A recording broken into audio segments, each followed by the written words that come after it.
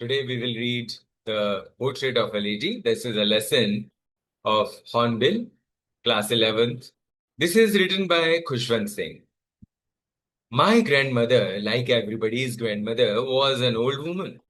Now, if I say one word, grandmother, then you will definitely think about your own grandmother. Now, the author is saying that very similar to anybody's grandmother, his grandmother was there. So my grandmother, like everybody's grandmother, was an old woman. She had been old and wrinkled for 20 years that I had known her. Like you might have seen your grandmother as she is now, and you know her for past 15, 16 years. So like that, he also knew her for 20 years and no noticeable changes are there. So we consider that they were like that since the beginning only. We don't consider that once upon a time they might have been young and pretty, like here it is said. So people said that she had once been young and pretty and had even had a husband. Now, grandfather was not seen by the author. So he's surprising that. But that was hard to believe. My grandfather's portrait hung above the mantelpiece in the drawing room, so he had seen only his portrait. His grandfather's portrait was hung above the mantelpiece. Mantelpiece is generally a portion of prominent wall, like when we enter in a room, then whatever we see in front of us, that mantelpiece is that one. And in foreign countries, in cold countries rather, I should say, uh, there is a fireplace and the place above that. So that is more important place in a drawing room.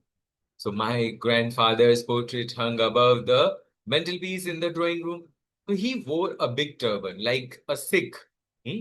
So and loose fitting clothes. So his long white beard covered the best part of his chest, and he looked at least 100 years old. So as much as he could be old, he was that much old, like 100 years old.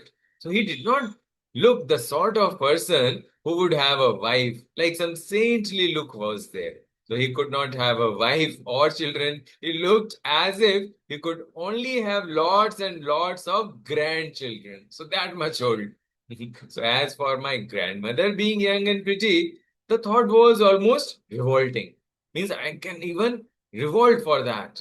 So she often told us of the games she used to play as a child that seemed quite absurd and undignified. Like we considered her dignified. And when she used to say that she used to play, oh, grandmother used to play.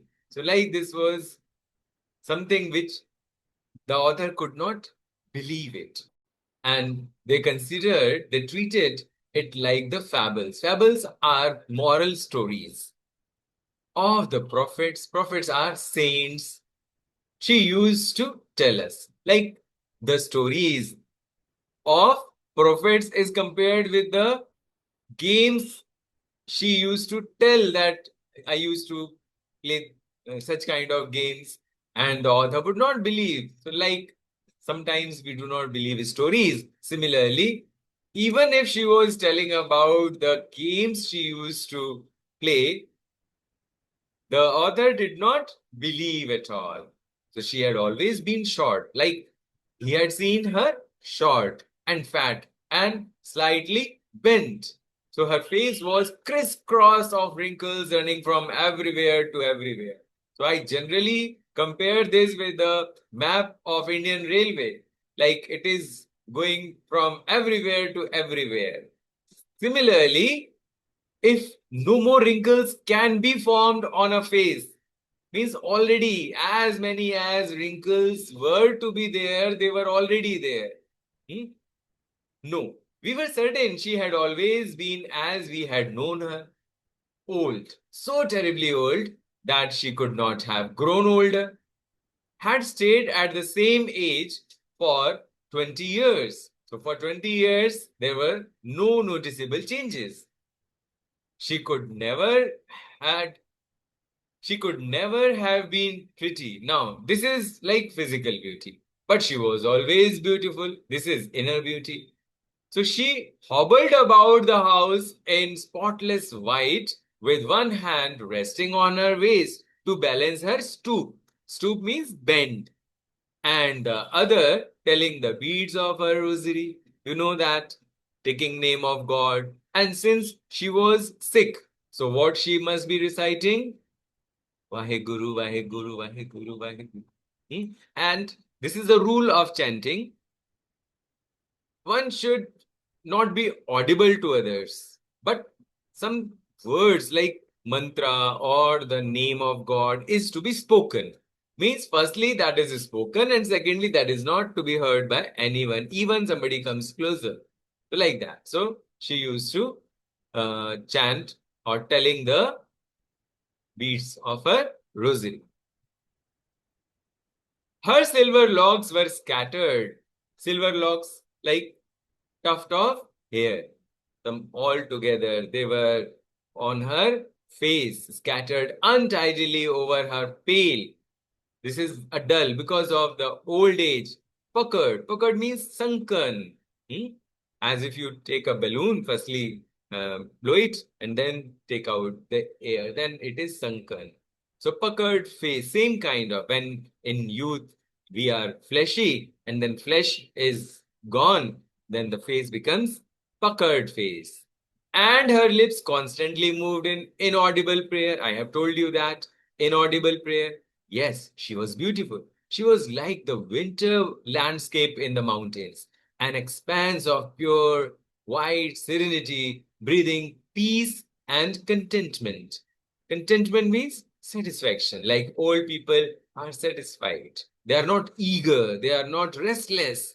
They were contented. So she was contented. So my grandmother and I were good friends.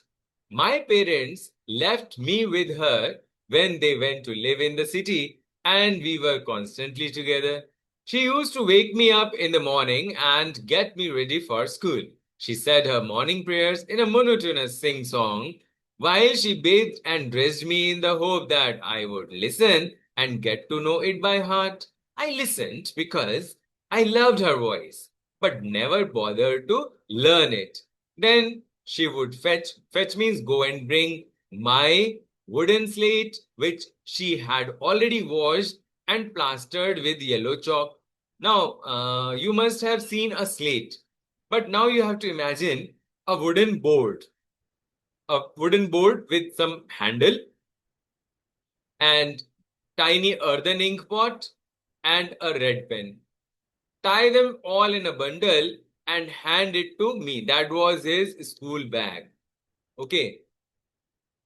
After a breakfast of a thick stale chapati with a little butter and sugar spread on it, we went to school.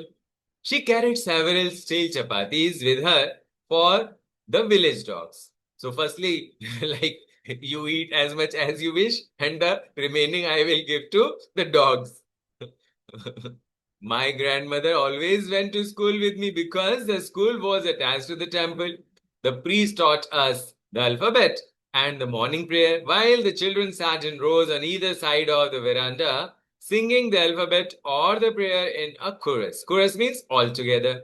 My grandmother sat inside reading the scriptures. So when we had both finished, when the school was over, we would walk back together. This time the village dogs would meet us at the temple door. They followed us to our home, growling and fighting with each other for the chapatis we threw to them. So when my parents were comfortably settled in the city, they sent for us. So that was a turning point in our friendship. Although we shared the same room, my grandmother no longer came to school with me.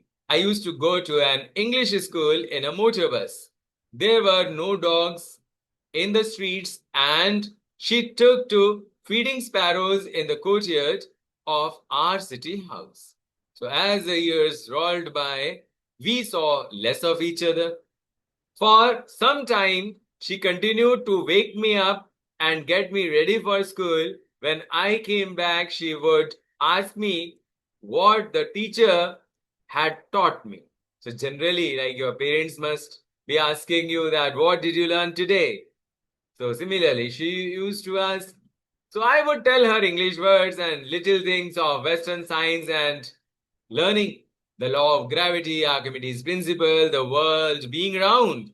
Like for less educated people, world being round is so surprising. Like why we are not falling down. Very funny. So this was something which she might be finding funny. So this made her unhappy. She could not help me with my lessons. She did not believe in the things they taught at the English school and was distressed that there was no teaching about God. And another thing which distressed her was that there was no teaching about God and the scriptures. So one day I announced that we were being given music lessons. Now see, so she was very disturbed. Why? Because to her, music had lewd associations. Lewd means lowly, means of low rank. So it was the monopoly of harlots. So monopoly means only thing done by harlots means bad women and beggars. Beggars would do this and not meant for gentlefolk. So good people would not do that. So she said nothing, but her silence meant disapproval. She rarely talked to me after that. When I went up to university, I was given a room of my own. The common link of friendship was snapped. My grandmother accepted her seclusion with resignation. Seclusion means loneliness, and resignation means surrender. Like she accepted that. She really left her spinning wheel. Now, spinning wheel, you know, beta, that Gandhiji's spinning wheel to talk to anyone. So from sunrise to sunset, she sat by her wheel, spinning and reciting prayers. So two things she was doing altogether. So firstly, spinning wheel and reciting prayers. So only in the afternoon she relaxed for a while to feed the sparrows. While she sat in the veranda, breaking the bread into little bits, hundreds of little birds collected round her, creating a veritable bedlam of chirpings, a lot of noise of chirpings. Some came and perched, means sat on her legs, others on her shoulders, some even sat on her head. She smiled but never shooed them away. So it used to be the happiest half an hour. Or half hour for it used to be the happiest half hour of the day. So like generally we say half an hour. So here some grammatical mistake is there. Let us ignore that. This is like poetic license. We will accept that as it is written. So when I decided to go abroad for further studies, I was sure my grandmother would be upset.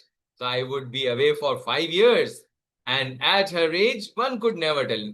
Now, what one can never tell? Whether she would be alive and I will come back after 5 years. So like that. But my grandmother could. She was not even sentimental. She was not even emotional. She came to leave me at the railway station, but did not talk or show any emotion. Her lips moved in prayer. Her mind was lost in prayer. Her fingers were busy telling the beads of her rosary. Silently, she kissed my forehead, and when I left, I cherished the moist imprints. Like she had kissed on forehead. So, like uh, keeping these as perhaps the last sign of physical contact between us. But that was not so. After 5 years, I came back home and was met by her at the station. So she did not look a day older. She still had no time for words, and while she clasped me in her arms, I could hear her reciting her prayers. So even on the first day of my arrival, her happiest moments were with her sparrows, whom she fed longer and with frivolous rebukes. Like very mild rebukes. So in the evening, a change came over her. She did not pray. She collected the women of the neighborhood, got an old drum, and started to sing. For several hours, she thumbed the sagging skins of the dilapidated. Dilapidated means broken drum and sang of the homecoming of warriors. There were no such situational song that time. So, like as if a warrior has come back. So we had to persuade her to stop to avoid overstraining. That was the first time since I had known her that she did not pray. The next morning, she was taken ill. We consider that she is ill. So it was a mild fever, and the doctor told us that it would go.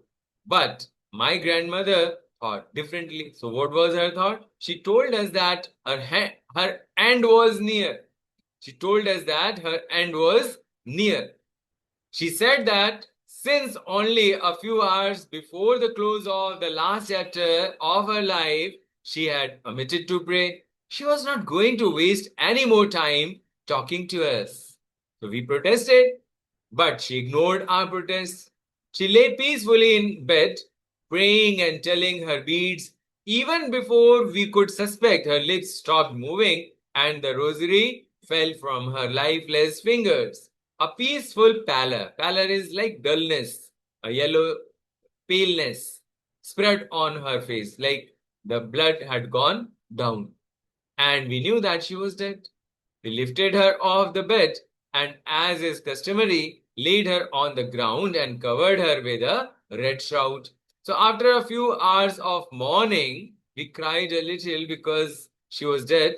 So, we left her alone to make arrangements for her funeral.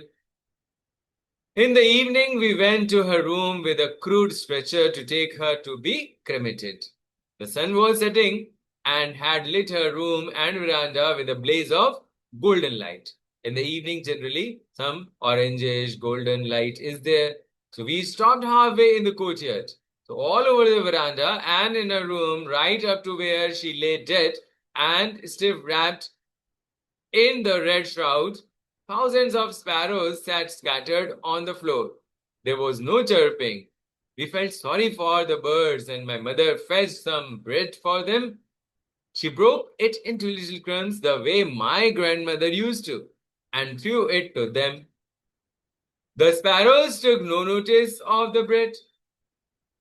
When we carried my grandmother's corpse means dead body off, they flew away quietly. Next morning, the sweeper swept the breadcrumbs into the dustbin.